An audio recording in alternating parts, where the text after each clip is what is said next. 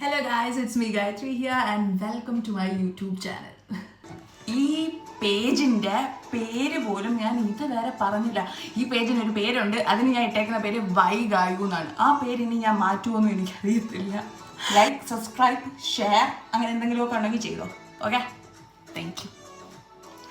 പിന്നെ വേറൊരു കാര്യമുണ്ട്, നിങ്ങൾ പറയുന്ന ഫീഡ്ബാക്സ് എടുക്കാൻ ഞാൻ ഒത്തിരി ഹാപ്പിയാണ്. കാരണം അങ്ങനെയാണ് നമ്മളെല്ലാത്തൊന്നും വളരുന്നത്, ഫീഡ്ബാക്സിലൂടെയാണെന്നാണ് ഞാൻ വിശ്വസിക്കുന്നത്.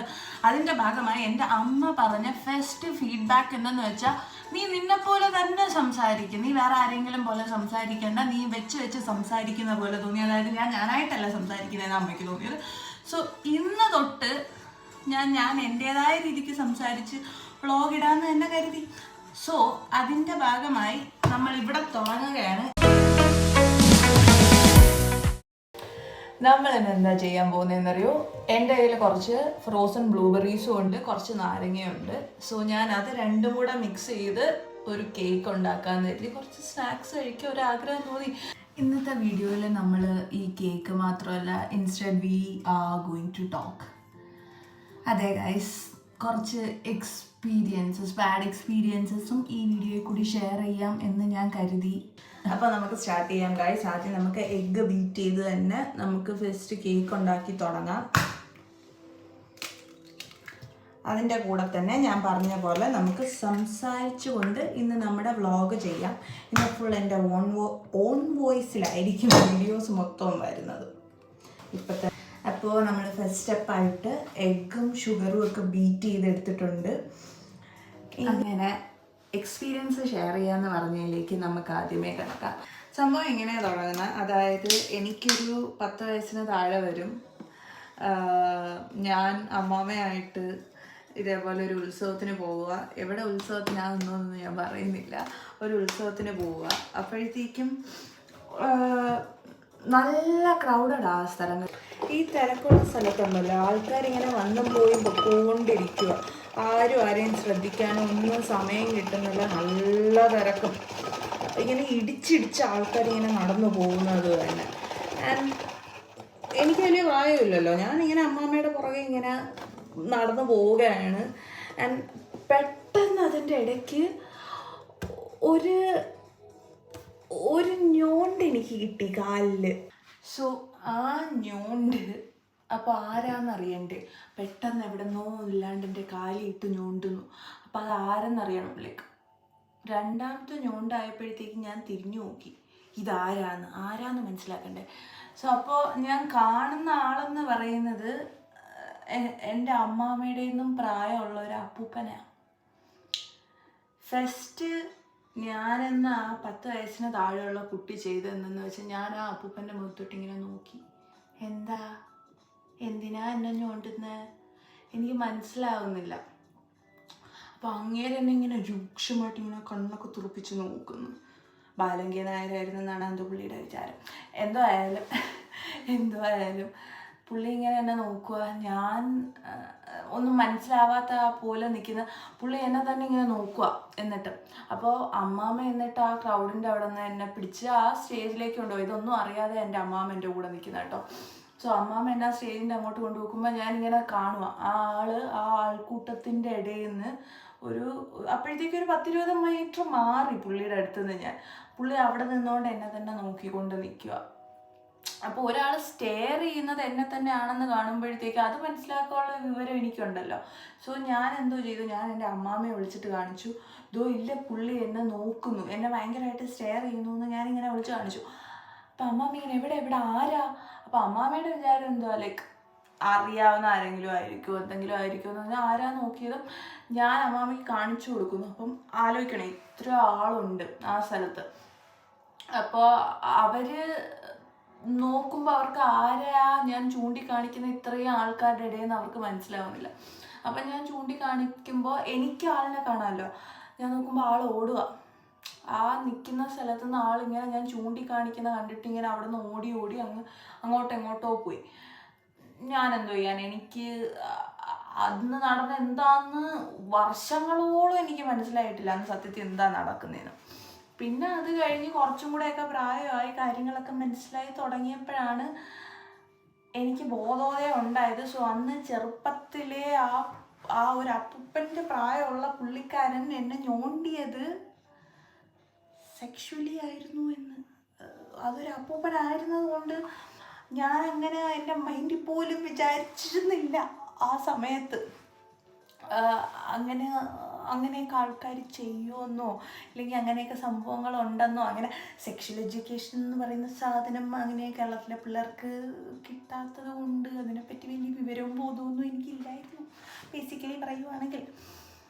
So coming back to cake. സംസാരിച്ച് ഞാൻ കേക്ക് കോൺസെൻട്രേറ്റ് ചെയ്യുന്നില്ല. കേക്കിൽ കൂടെ നമുക്ക് കോൺസെൻട്രേറ്റ് ചെയ്യാം. വർഷങ്ങളോളം ഇത് എന്താ സംഭവിച്ചത്, എനിക്കന്ന് എന്താ പറ്റിയത് എന്ന് ബോധോദയമില്ലായിരുന്ന ഞാൻ പിന്നീട് ഒരു സമയമാകുമ്പോൾ മനസ്സിലാക്കുമല്ലോ അന്ന് ഇങ്ങനത്തെ സംഭവിച്ചത് അവിടെ, ലൈക്ക് ഇതാ അവിടെ നടന്നത് എന്നുള്ള കാര്യമൊക്കെ എനിക്ക് കത്തുമല്ലോ. അത് കഴിഞ്ഞ് ഈ നടന്ന എന്താണെന്ന് മനസ്സിലാക്കിയപ്പോൾ അതിൻ്റെ റിഗ്രറ്റ്, ലൈക്ക് ഒന്നും ചെയ്യാൻ പറ്റിയില്ലല്ലോ എനിക്ക്, ലൈക്ക് ഭയങ്കര ഹെൽപ്ലെസ് ആയിരുന്നല്ലോ, ഞാനൊരു പൊട്ടിയായിരുന്നല്ലോ ആ പ്രായത്തിലാണെന്നും കൂടെ ആലോചിച്ചോളണം. ലൈക്ക് എത്ര വർഷം കഴിഞ്ഞാലും ലൈക്ക് ആ പ്രായത്തിലും എനിക്ക് അങ്ങനെ ഒന്നും അറിയത്തില്ലായിരുന്നല്ലോ, ലൈക്ക് അങ്ങനെ ആ സംഭവം നടന്നല്ലോ എന്നൊക്കെ ഓർത്തിട്ട് എന്തൊക്കെയോ സാധനങ്ങൾ എൻ്റെ മൈൻഡിൻ്റെ ബാക്കിൽ കിടപ്പുണ്ടായിരുന്നു കേട്ടോ, വർഷങ്ങളോളം. സോ ഈ സംഭവം കഴിഞ്ഞ് ഒത്തിരി വർഷം കഴിഞ്ഞിരിക്കുകയാണ്. ഇനി ബാക്ക് ടു വീണ്ടും പാസ്റ്റ് തന്നെയാണ്. ഇത് കഴിഞ്ഞൊരു 2-3 വർഷം മുന്നേ ഞാൻ IELTS എഴുതാനായിട്ട് മധുരയ്ക്ക് പോയി.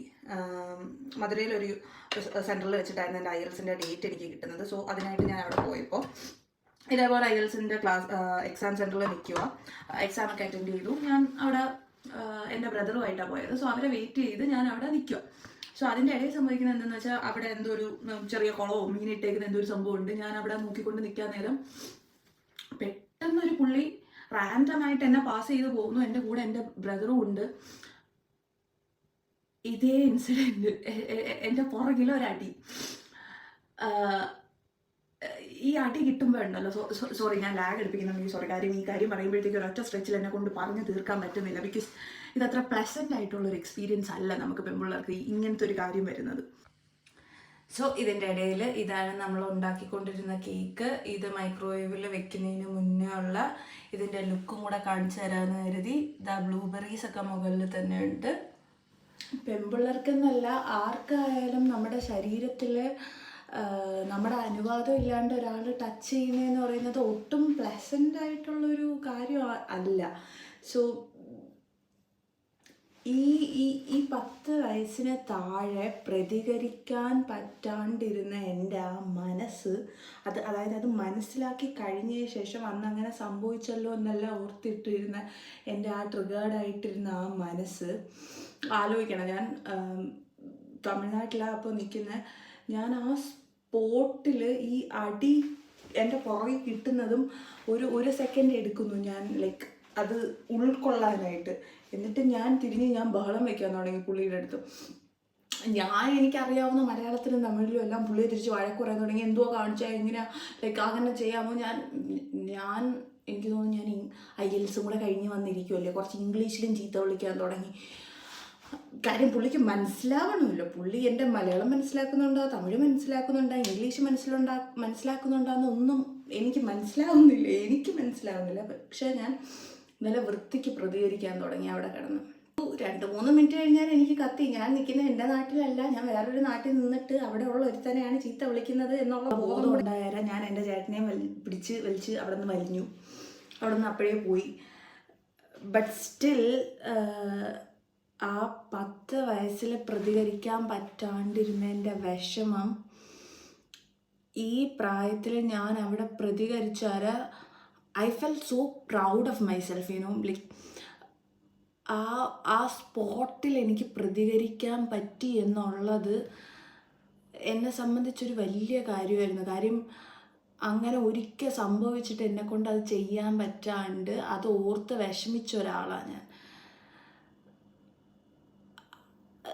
അതിൽ നിന്ന് എനിക്ക് ഒരു കാര്യമേ പറയാനുള്ളൂ. അതായത് നിങ്ങൾക്ക് എന്തെങ്കിലും സംഭവിക്കുകയാണെന്നുണ്ടെങ്കിൽ വേറെ ആരെങ്കിലും പ്രതികരിക്കുന്നതിന് മുന്നേ നമ്മൾ പ്രതികരിക്കണം.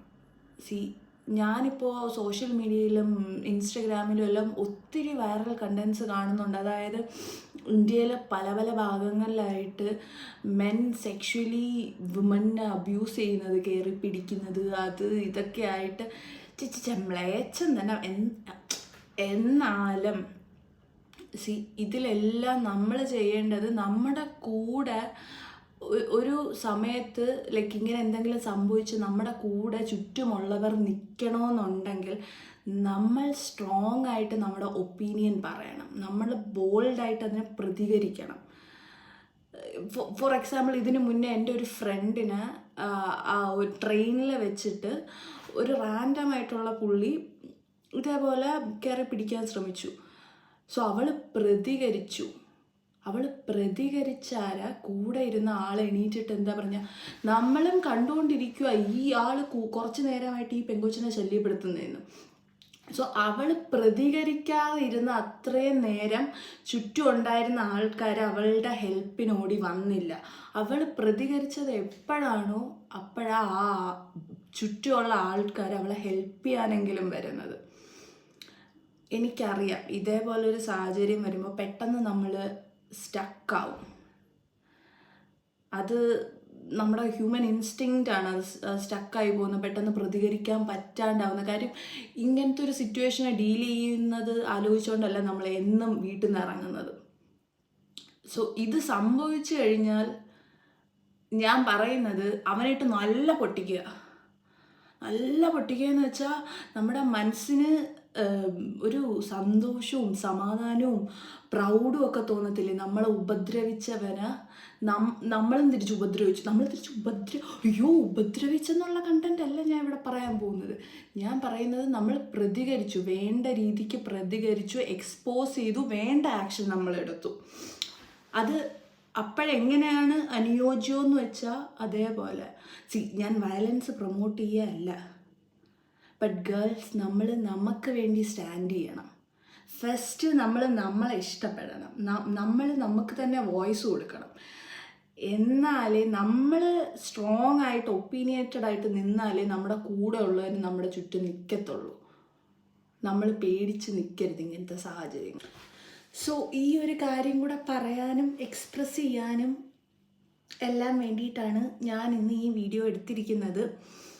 അതിൻ്റെ ഇടയിൽ ആ കേക്ക് എന്തായെന്നുള്ള കാര്യം കുറച്ച് കഴിയുമ്പോൾ ഞാൻ അപ്ഡേറ്റ് കാണിച്ചു തരാം. ഓക്കെ, സോ ഇതാണ് നമ്മുടെ കേക്കിൻ്റെ ഫൈനൽ ലുക്ക് എന്ന് പറയുന്നത്. ആ കേക്ക് ഫുൾ ബേക്കായി, കറക്റ്റ് ബേക്കായി കിട്ടിയിട്ടുണ്ട്. ഇനി നമുക്കിത് കഴിച്ചാൽ മതി. ഇന്നത്തെ വീഡിയോ ഇവിടെ അവസാനിക്കാൻ പോവുകയാണ്. ഇപ്പോൾ റീസെൻ്റായിട്ട് കിടക്കുന്ന കുറേ കാര്യങ്ങൾ കണ്ടപ്പോൾ എനിക്കിത് പറയണമെന്ന് തോന്നി, അത്രയേ ഉള്ളൂ.